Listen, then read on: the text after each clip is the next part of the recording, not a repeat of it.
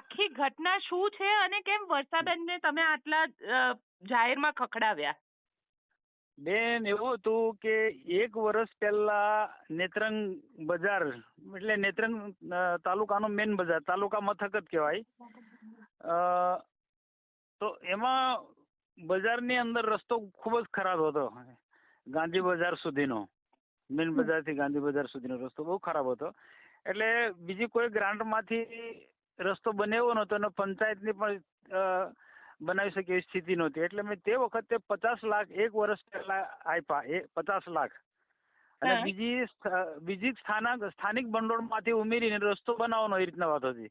જે 20-25, 5-10-15 લાખ જે કંઈ ઘટે છે એમાંથી સ્થાનિક ભંડોળમાંથી એમને રસ્તો જ બનાવ્યો. પણ તે વખતે એટલો ભંગાર ખરાબ રસ્તો બનાવ્યો, એને કોન્ટ્રાક્ટરને આપ્યો હશે કે શું એ ખબર નહીં, પણ એ 15-20 જ દિવસમાં તૂટી ગયો. તો આ મને ખબર પડી. મેં તે વખતે વિઝિટ લીધી. એટલે જે વખતે મેં બિલ ના અપાય, ભાઈ કોન્ટ્રાક્ટરને બિલ નહીં આપવાનું.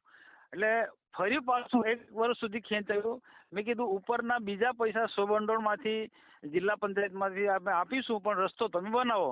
એટલે ફરી પાછો ચાલુ કર્યો. તો ચાલુ કર્યો એમાં પણ જે બ્લોક બેસાડતા હતા બિલકુલ જ આપણે એમાં દેખાય છે આપણને કે કાચા બ્લોક હતા.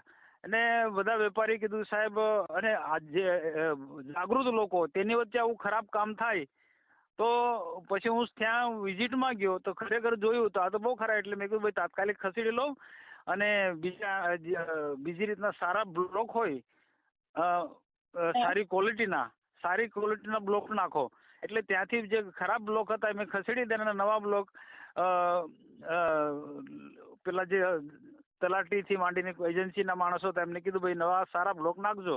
એટલે એ વખતે મેં પ્રયત્નો કર્યા વર્ષાબેનને, પણ એ વર્ષાબેન કોઈ કારણસર નહીં આવી કે બહાર ગયા છે. હકીકતમાં ત્યાં ગામ પંચાયતમાં જ બેઠા હતા. એમના સરપંચ પાછા એમના મિસ્ટર સરપંચ છે.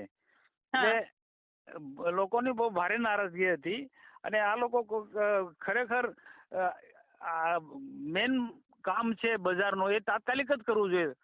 તો આ ડીલે કર્યા કરીને પછી પાછું ચોમાસું આવી જાય તો લોકોને બહુ તકલીફ પડે. એટલે આ વખત કાલે મેં વિઝિટ લીધી. મેં થોડા